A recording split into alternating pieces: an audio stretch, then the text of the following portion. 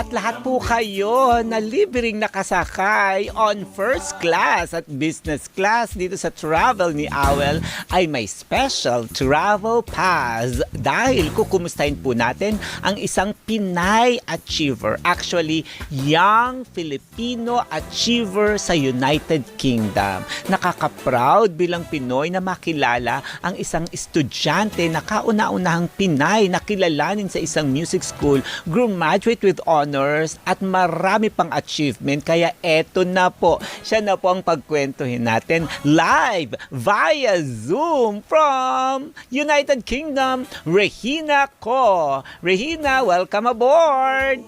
Hello! Thank you so much po for having me on the program. I'm very honored po. We are equally honored and pleased to have you on the show. Naku, UK, West End. Parang pinapanood natin ang Miss Saigon at parang kaharap ko naman ang kamukha ni Miss Lea Salonga. Para, Oh my God, salamat po.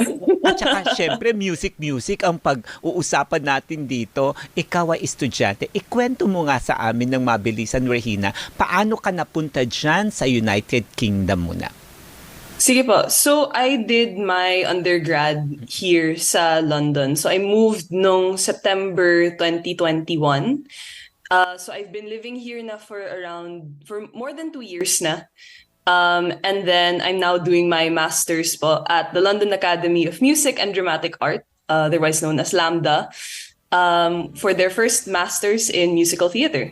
So, Wow. That's why I'm here. Naku, syempre bukod sa gift na binigay sa'yo sa ganda ng boses mo at galing na pag-arte, minamaster mo pa yan. Iba pa rin, no? Pag merong theories and you learn from the experts at magagamit mo ito. Correct yan. Pero eto, kung ikaw ay hindi pa namin napapanood dito sa Pilipinas o sa anumang entablado para palakpakan ka, ang buong mundo pumapalakpak sa'yo dahil sa achievements mo. Nag-graduate with honors sa University College London.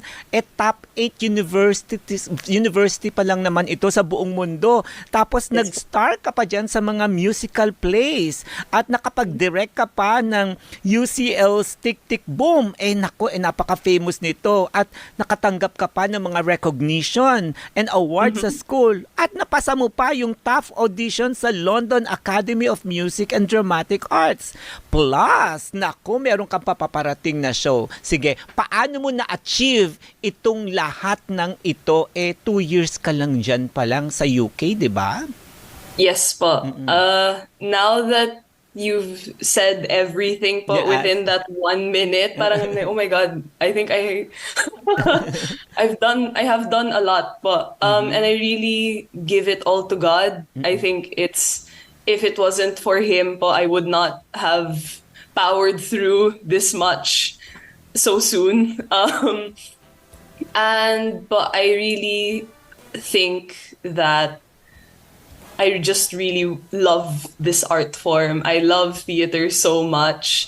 I'm really, really passionate about it. Kaya I think that's how I was able to do all of it. Kasi parang it's just inside me. It's something that I just do naturally. Correct. Parang I can't live without it. So, Correct.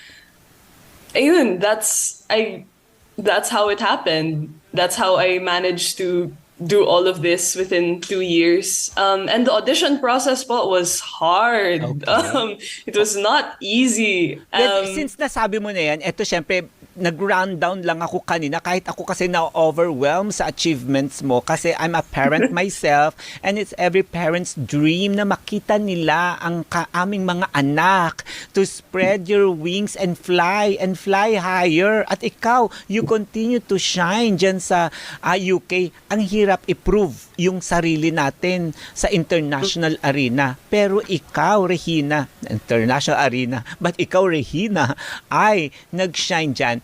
How competitive is the audition like dyan sa UK? How competitive yung school setting dyan sa UK? Ikwento mo nga sa amin kasi may mga maraming nanonood sa atin ngayon sa Pilipinas man o sa ibang bansa na gusto rin itry yung na-experience mo dyan. Please share with us yung school setup ninyo at paano yung mga auditions na sinasabi mo. Sure po. So, the audition process, I would say it's competitive in a way that you don't parang expect. Parang you can work so hard to get your craft to a certain level. Parang you can get all of the best vocal coaches, you can get all the best acting coaches. Tapos at the end of the day, sometimes being really honest and giving the full picture, sometimes hindi ka mapipili. And that's okay. That's not a measure of who you are as an artist. And your capabilities as a performer and your talent, no? So I knew that going into the audition process na. I was applying for my master's in my final year of uni. So that was, this time last year po, this is when I started applying for, to train as an actor, no? Okay. And then there was a point po earlier this year where I had no options. I'm full disclosure. Yes. I was rejected from all of these other schools. Oh. I had turned down a place somewhere else because I thought it was not the best place for me. But I know other people who are there po and they're doing absolutely well for themselves. So no, it just wasn't a right fit. Yes. So this was around po mga April or May this year. I had no options there because the course po at Lambda opened up earlier around that time din. So I didn't know about it until I was just scrolling through the internet. It was actually my mom who told me, why don't you look at more courses? Kasi baka something else will open up. And I was like, Mommy, I don't think so. It's a bit late kasi usually nga the application process starts around this time of year, mga October, November, December. So I was really skeptical of something opening up. And then just scrolling through the internet, lo and behold, itong Lambda opened up this new musical theater course which they had never done before in their more than like century of a history. They're the oldest drama school in the UK, set up in 1861 with all of these Oscar winners and Tony winners to their name.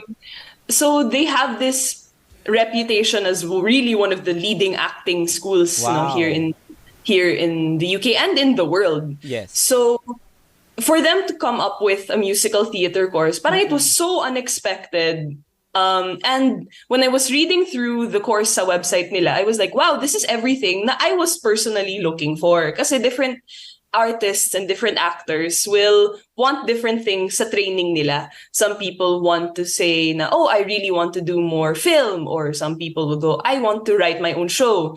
And so when I was reading yung course breakdown for the first time in their website, sabi ko, this is the program that I really wanted. Wow. And the program that I parang dream masters ko that I did not know about this time last year when I sent off my applications during the peak season. No? Yes. And so, ayun, when I sent off my application to Lambda, I was still parang in that place of not knowing what was going to happen to me. Was I going to work? Kasi it was my final year na of my undergrad. So, was I going to work? How was I going to was I going to stay in the UK? Was I going to go back home and try there? Parang there were so many options for me. So I went back home noong June, and then I received the email from Lambda saying, hi, we'd like to see you again. Kasi po, the first round is self-tapes. So it's videos of you singing or doing a monologue or both. Correct. And then a video statement of parang, why do you want to go to this school? Yes. So I sent those off mga May, Okay. I want to say. And then I heard back from them mga third week of June when I was back in Manila. And then they said, okay, are you free? Are you coming back in July? Because we'd like to see you then. Sabi ko, yes, I'm coming back because I had another show that I was doing here in the summer. So I was like, sige, timing-wise, it works out well. Wow. Fly back here. I do the recall in person. Yes. Siyempre, So iba Lambda yung is it. face-to-face, iba yung Yes po. recorded. And siyempre, sa mga audition, lalo na musical, stage, iba yan na pag face-to-face, lalo na sa treatment ng yung discipline ng Yes theater, po. di ba? I know that it's really tough dun pa lang sa audition, getting into it and performing and flying with high colors is a different thing. At yun, you've worked hard for that. And every student's dream, every parent's dream na magkaroon ng ganyan. Pero Regina, tinatanong dito na ng mga interesadong nanonood, sabi nga, sana all gaya ni Regina. Oh my God. May kwento kasi na nakarating sa akin na syempre, ikaw ay solo na anak, tama ba? Yes po. I Solo am na an only. anak. Tapos first time mo na mag-aaral sa United Kingdom on your own, ikaw lang, na walang parents mo. Kasi yan ang fear ng mga parents na nanonood ngayon. Tapos solo ka dyan, but you were able to achieve all this. Paano mo nagawa yon? Ano yung message mo to inspire other students like you na ang bata-bata pa pero achiever sa United Kingdom sa iyong sa graduation, dyan sa iyong art na ginagawa? Please share with us. Oh my. So yes po, you mentioned that I am an only child. So yes po, it was hard when I first moved talaga. Because I'm so close to my family. I'm very close to my parents. And we got even closer, especially during COVID, no? Yes. During lockdown. Yes. So we went all of a sudden from being together all the time, and then biglaan, wow, I am now thousands of miles away Yes. with a different time zone in a different continent. Parang, whoa, that was a big shock for me and also my family. But I'm super blessed po to have my parents as my role models, especially the women in my family. Yes. I'm from a long line of working women, really hardworking women. With my mom, my grandmothers po on my Yes. both of my sides are Yes. very, very hardworking women. Yes. And because parang feeling ko po, because I grew up with that model of women who work hard, Yes. parang that was the standard na po that I set for myself. And iba po talaga yung grit and the hard work of the Filipina. I mean, there's a Totoo. reason why we have Lea Salonga. There's a Ay, reason why we have Heidelin Diaz. No? Correct. It's because the grit of the Filipina is so different. And when you grow up with it, as a young Filipina woman, going into the world, parang you carry that sense of duty po, Yes. and that sense of honor Yes. to whatever you do. Uh-huh. So yun po, I think I just love being a Filipino woman. Of course. And And we love the honor that you bring and give us. Nakakatuwa ka. So it runs in the blood, yung inspiration from your grandparents, your mom, at every woman in your family. Dala-dala mo yun. And every Pinay, every Filipina, dala-dala mo yan dyan sa UK. So eto na, this is our yabang moment. Gusto ko lang talaga ipagmalaki sa buong mundo ang achievement mo. Ikaw, nung graduation, ikwento mo sa amin, nung tinatawag ng Regina Co, with high honors ba? With honors? Tsaka ano yung recognition na natanggap mo dyan? Diba? Kasi, Oh my gosh. wow, yun. So, ano yun? Please share that with us. Sure po. So in my second year of college, I directed the musical Tick Tick Boom Yes. for my University College London. And it was my first time directing po. I have more experience as a performer, as in singing, acting, that sort of thing. Never had I been on a prod team before, especially in that capacity. You are the main director, you are the big boss. Yes. But I decided to take that creative risk and follow my passions, follow my interests. And so I did that in my second year. The show was sold out very quickly. Also because we were riding on yung recent yung Netflix movie, the adaptation po, that happened Yes. November 2021. Yes. So, it was still very parang known no at the time. But I wanted to really do something different and really Siyempre, yung use... sarili mong atake, ikaw yun eh. Yes Because po, you give the exactly. call as the director. Siyempre, meron kang Yes. sarili mong approach dyan. Tama po, exactly, oo. How did you exactly. make it different? Ano yung, angst mo doon? So, kasi po, for the stage, we really wanted to parang bring that influence of the movie. So, we used a lot of video projection. Wow. We played with parang the staging also. We tried to make the space also parang as close to what it would be in real life. Yes. Parang medyo immersive yung experience mo as an audience member and using different sides po of the Yes. space to do that. And so, I received an award for it Wow. nung this June Yahoo! because of the parang cut-off period. Parang it's like a real award season. No? There's a Yes. cut-off period. There's Correct. parang eligibility. There's that whole thing. So I Congratulations. was given po the award of Best Contributor to the Arts. Wow. Congratulations. Thank you po. During this parang arts awards ceremony sa undergrad ko. Wow. And I was so shocked po that I was called out because I was up against people who had also done very incredible things. Parang they've produced shows or Yes. they saved shows or parang all of these different achievements in their own right. So I was Wow. like, oh my. Wow. And so talaga when I Congratulations. went up to receive the award on Yes. stage, I didn't know what to say. Uh-uh. I had nothing prepared because I really thought I wasn't parang like me. Yes.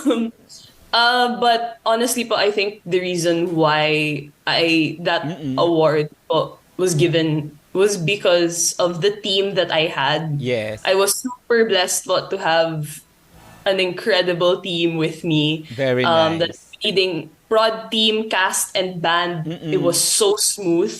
And it was because I think everyone gelled together so Yes. well po. Iba talaga pag solid yung group chemistry. Correct.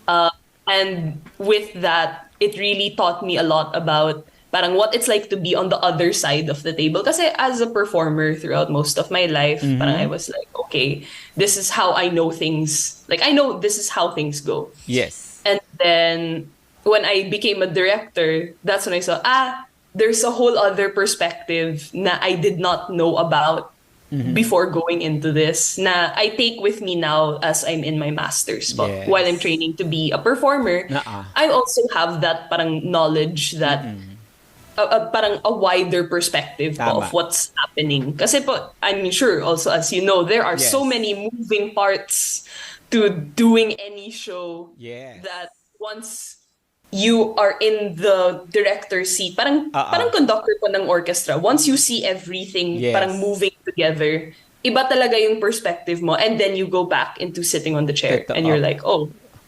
Congratulations! No, parang I could imagine na yung mga bouquet of flowers, parang may pa-fireworks pa dyan, sinasaboy sa'yo. Pride, Pinay moment ito na na-achieve sa UK, di ba? Bongga. Kaya dahil dyan, i-share mo naman sa amin yung buhay estudyante mo dyan for those who would like to try the same path na ginawa mo. O iyan, ako, I'm sure yung mga nanonood ngayon na sinasabi na, Dad, Mom, I want to be like Regina Co. I want to study also in the UK. Ano yung mga tips na mabibigay mo sa kanila? Kasi I know, ang hirap dyan, very competitive, but you still, you were able to shine, di ba? Tsaka para ano yung buhay estudyante dyan sa UK and how is it different from the Philippines? Okay po. So, one big thing is the weather. Okay. Good. Malamig dito po. Okay. I mean, you can see that I'm wearing Yes. I'm wearing a turtleneck because it's cold. No, jokes aside po, I think so differences po between the Philippines and the UK in terms of siguro academic setting, no? Because I did my university, my college life here. Yes. So I would say that sa college dito, you have so much flexibility with your time. Parang no, parang you have so much time to pursue your own projects to really get to Yes. know yourself also. Oo. Kasi karamihan ng mga students dito, at UCL especially, are international students. So parang everyone is in the same boat as you. Everyone is still Okay. adjusting to how do I get my Oyster card or Yes. how do Ay, I... teka muna, i-explain natin yan. Yung Oyster card po, ayun yung card na ginagamit sa train, sa subway. Yes po, sa Yun. undergrad. Yes. Oo, yun, ganun So, to. So you yes. can go around sa public transport nila. Okay. So yun yung Oyster card. Okay. Yes po. Yeah. So parang all of these parang life in the UK things na how do I get my Oyster Yeah. card? How do I register for a GP? What is the GP NHS? naman? Parang all of... What is Yes. GP? General Patronage. Ang GP dito, jeepney. Diyan, ano yung GP? GP po is general practitioner. So Yeah. you're parang doctor here po. You're Yes. the person who you call for medical needs. So parang you're in the same boat as everyone, no? Especially at a very international university. And I think po London is the Filipino community here po of London is very, very solid also. A big shout out and big thanks to the embassy here po in Yes. London. They're very, very helpful and they're very supportive Yes. of looking after the Filipinos who live here, not Yes. just here in London po, but throughout the UK. And so, but not just Filipino, I think, but also very Asian. There are lots of different parang there are different places to get food, parang lots of Vietnamese places, lots of Yes. Korean places. Kasi there are so many, London is such an international city na Yes. parang you can find your own community here. You Correct. can really parang have such an international Correct. community within these few streets Correct. of the city. No? So yung mga estudyante dyan, hindi mamimiss ang adobo, ang mami, ang I mean, dim sum, di ba? Kasi isipin Yes ng mga po. magulang, ala, baka pag nag-aral sa UK ang anak ko, gaya ni Regina, mamiss niya ang adobo at ang mami. We'll also shout out po Lutong Pinoy at Earl's Court. So Yun. Earl's Court po is parang Little Manila. There are so many Filipino groceries. I Yes. somehow still I get my Vienna Correct. sausage. Wow. I still manage to get that po here. Wow. How safe naman daw, sabi ng mga parents dito, pag nag-aral dyan ang kanilang mga anak sa UK? In my experience po, it's been okay. Yes. And I really think po, like, so long as you do parang you don't do anything that Yes. will put you in harm's way Yes. naman, di ba? You have to have your parang wits about you. That's that's how we say it here. You really have to parang be aware of your surroundings, have your things with you, Yes. do all of your safety precautions, and then you'll be okay, honestly. Yun naman. Tsaka hindi mo naman mamimiss kasi social media, lagi mo nakakausap ang iyong Yes. family. Pero ang tanong dito ng mga viewers natin, aside from missing the family, what do you miss about the Philippines? I miss the food. Aw. I miss the weather. Yes. Yeah.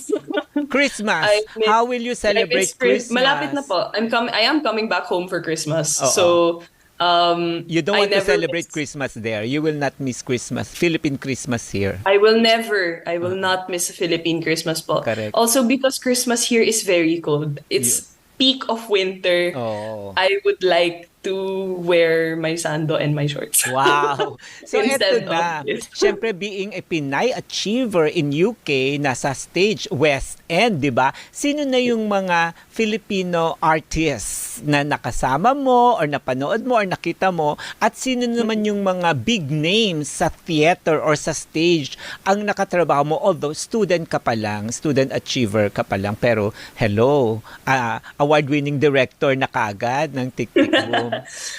Actually po, I have a concert tomorrow. It's called Representation.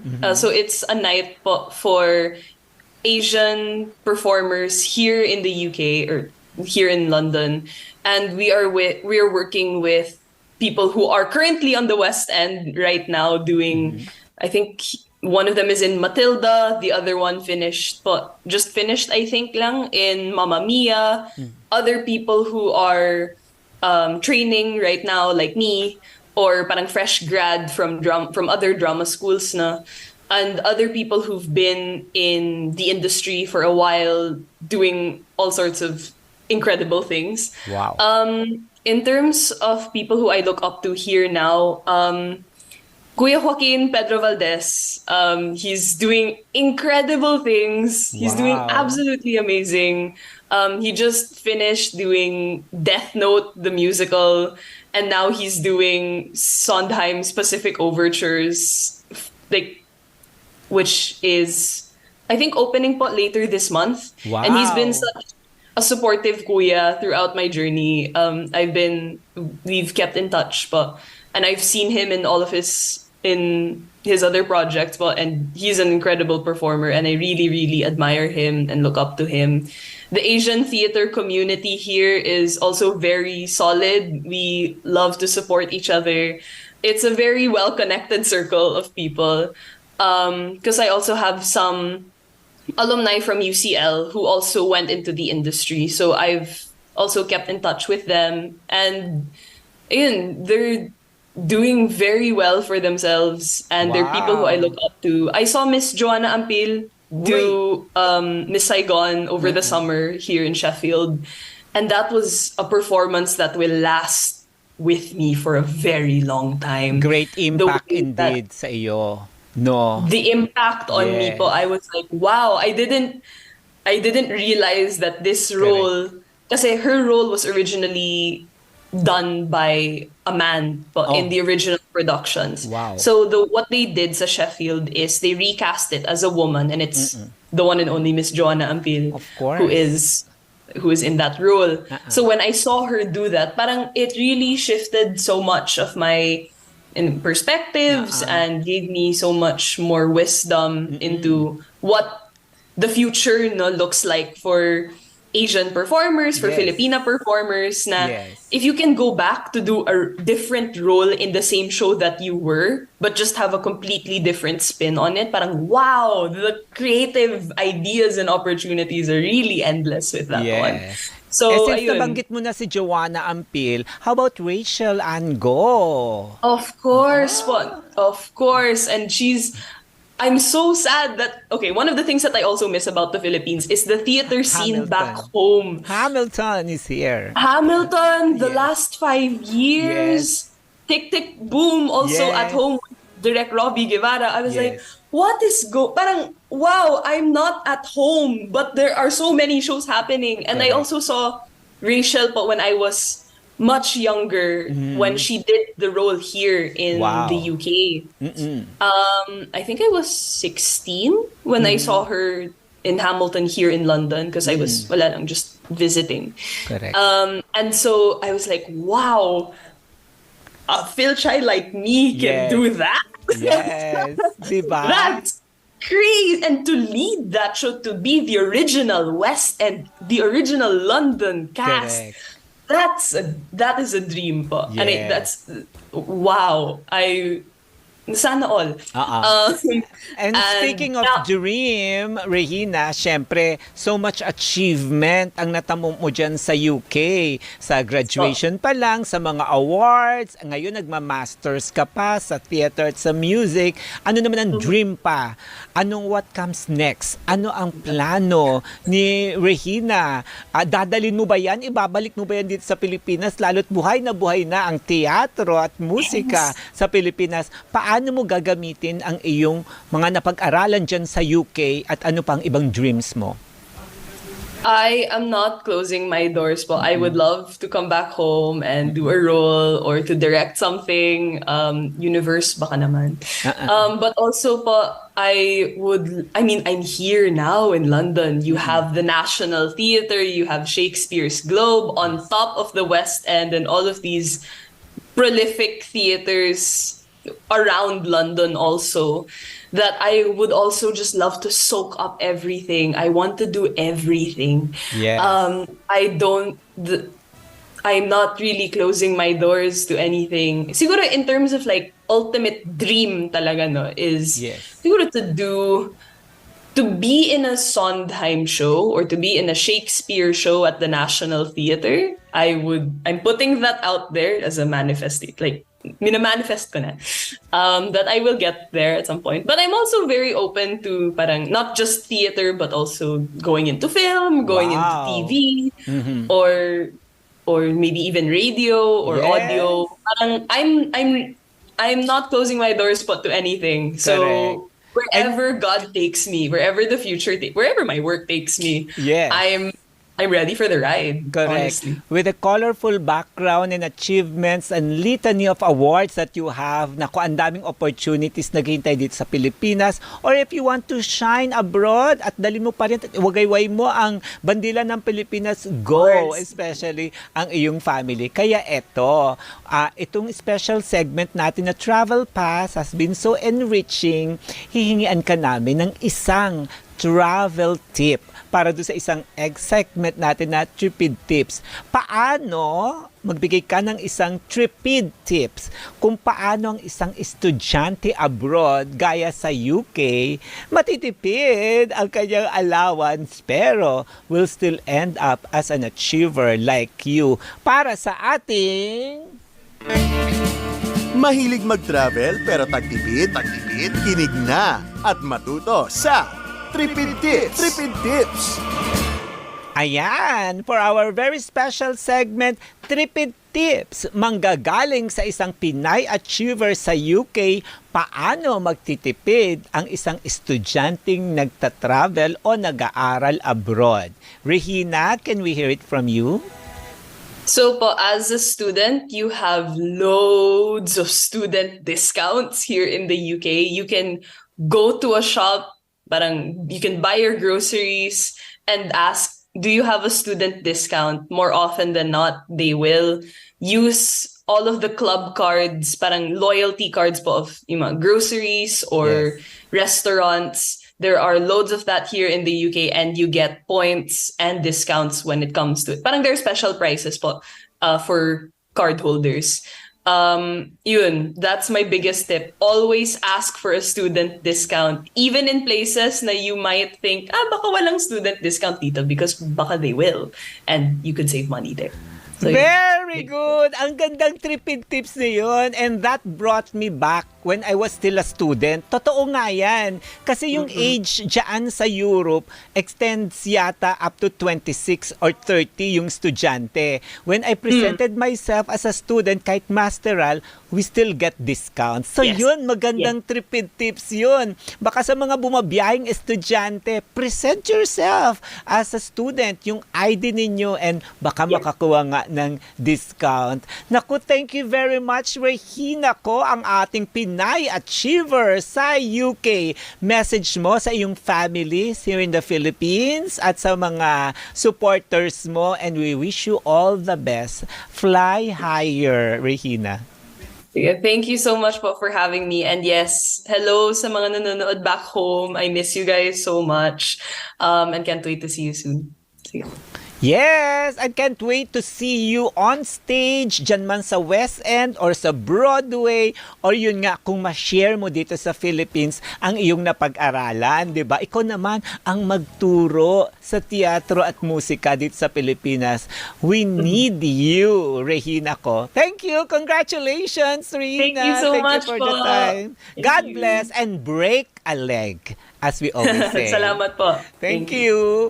Ayan, nakakatuwang makausap, makahuntahan ang Pinay Achiever na si Regina Co sa United Kingdom. Biro mo naman graduate with high honors pa ha. Naging best director pa or na-awardan pa dun sa kanyang dinirect, di ba? At ayan, sana nga makabalik at ma-share naman niya ang kanyang nalalaman at natutunan dito sa Pilipinas. Ay, bago po tayo mag-news break, gusto lang po nating batiin ang isang masugid na tagapanood ng travel ni Awel at ng teleradyo. Isa po siyang 87-year-old na mommy. Kaya happy 87th birthday, Mami Bianca Estaris.